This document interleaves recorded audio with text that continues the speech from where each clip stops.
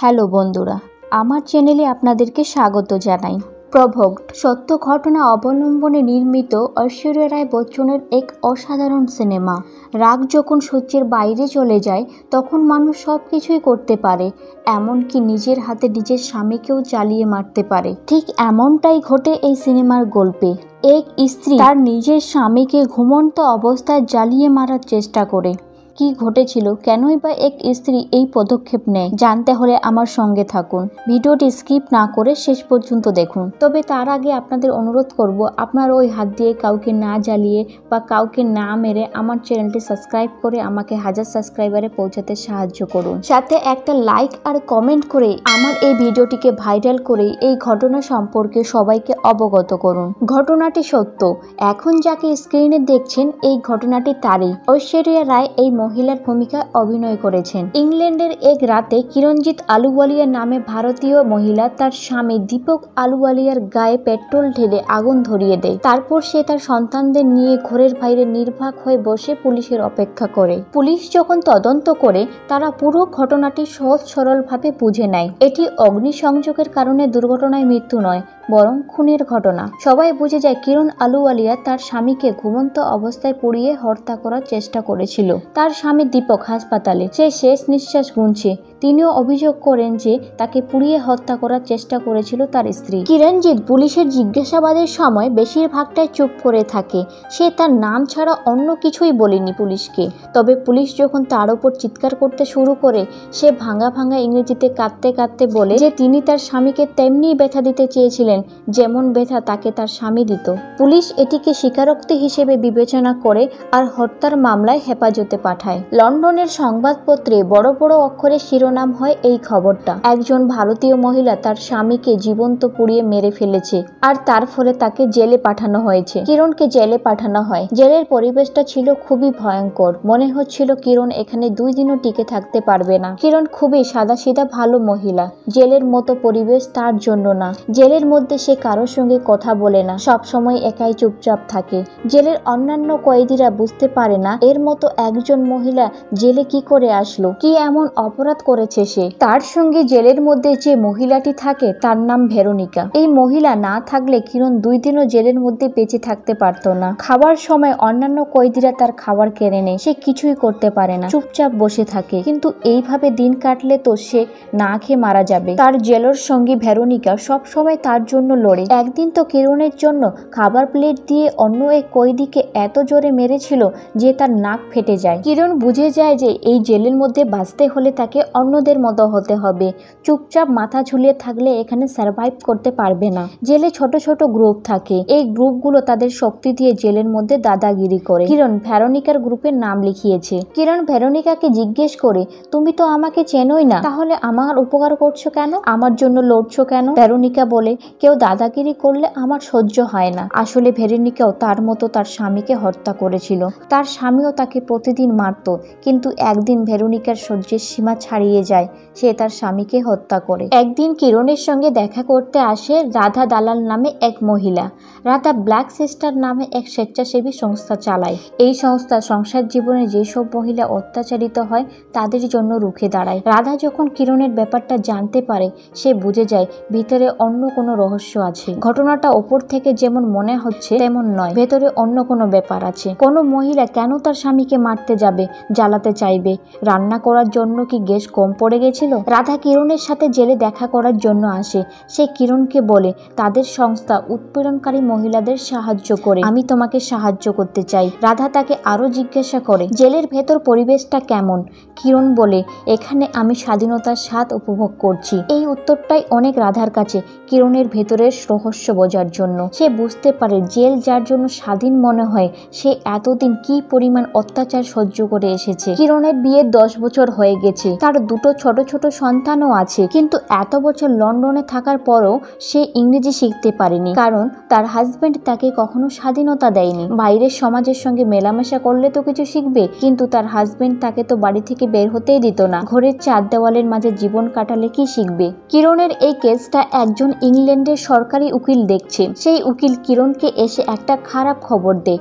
সে বলে, তোমার স্বামী হসপিটালে মারা গেছে। এই কেসটা এখন মার্ডারের হয়ে গেছে। তার হাজব্যান্ড মারা গেছে এটা শোনার পরও কিরণের মধ্যে বিন্দুমাত্র অনুতাপ দেখা যায় না, বরং তার চিন্তা সন্তানদের নিয়ে। সে তার সন্তানদের সঙ্গে দেখা করতে পারছে না জেল থেকে, তাই সে বারবার তার শাশুড়িকে ফোন করে তার সন্তানদের সঙ্গে একটু কথা বলিয়ে দেওয়ার জন্য রিকোয়েস্ট জানায়, কিন্তু তার শাশুড়ি বাচ্চাদের সঙ্গে কথা বলতে দেয় না। কিরণের কেসটা এখন কোর্টে উঠেছে।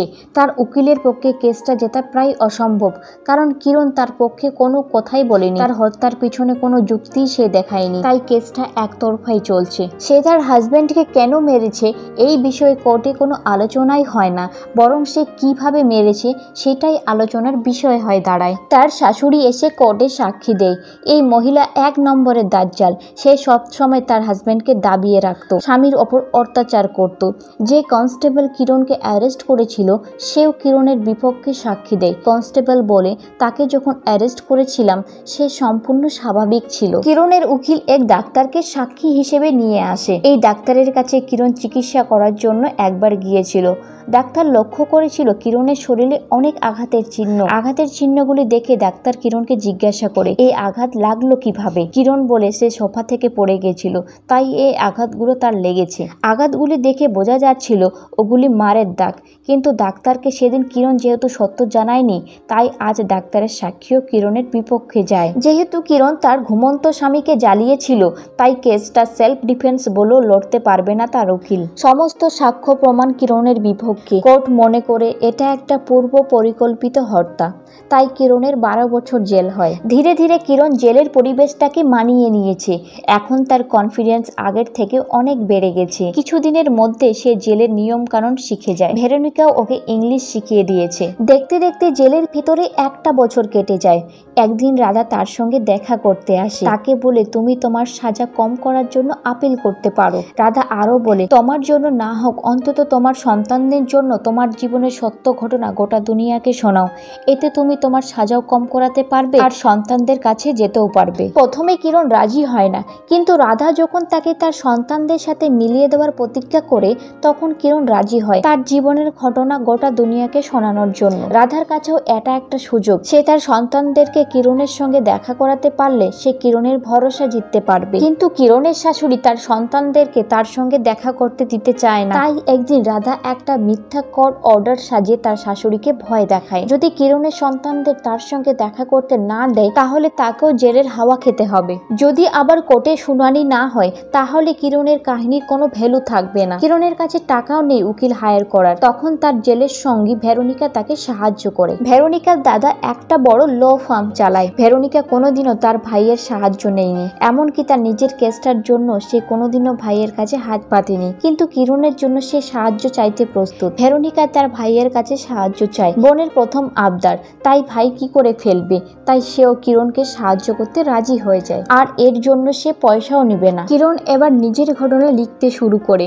বিয়ের পর থেকে শুরু করে এই পর্যন্ত সমস্ত ঘটনা সে লিখতে আরম্ভ করে। তার জন্ম ভারতের পাঞ্জাবে। বোনদের মধ্যে সব থেকে ছোট সে। পড়তে চাইছিল, কিন্তু তার মা তাকে জোর করে বিয়ে দিয়ে দেয়। বিয়ের পর সে লন্ডনে আসে। লন্ডনে সে 10 বছর আগে এসেছিল, কিন্তু লন্ডনে তার হাজবেন্ডের বাড়িতে কাটানো প্রত্যেকটা মুহূর্ত কোনো জেলের থেকে কম ছিল না। স্বামীর কাছে প্রত্যেকটা মুহূর্তই তাকে যন্ত্রণা সহ্য করতে হতো। হাজবেন্ডের কাছ থেকে কোথায় কোথায় কুকথা আর শারীরিক অত্যাচার তাকে সহ্য করতে হতো। বিয়ের কিছুদিন পর থেকেই তার হাজবেন্ড তার আসল চেহারা দেখাতে শুরু করে। তাকে সবসময় ঘরের মধ্যে বন্দি করে রাখতো, কারোর সঙ্গে কথা বলতে দিত না। এমনকি প্রতিবেশী মহিলাদের সাথেও তার কথা বলা বারণ ছিল।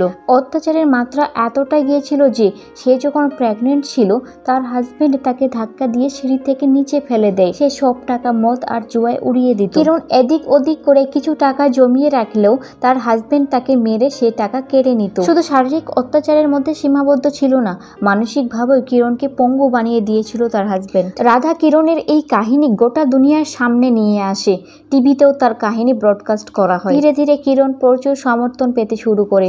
যে কনস্টেবলটা কিরণকে গ্রেপ্তার করেছিল এবং কোর্টে মিথ্যা সাক্ষী দিয়েছিল, সেও এবার সত্য সাক্ষী দিতে প্রস্তুত হয়। সে স্বীকার করে সে মিথ্যা সাক্ষী দিয়েছিল। কিরণকে যখন সে গ্রেপ্তার করে, কিরণ তখন মোটেও মানসিকভাবে সুস্থ ছিল না।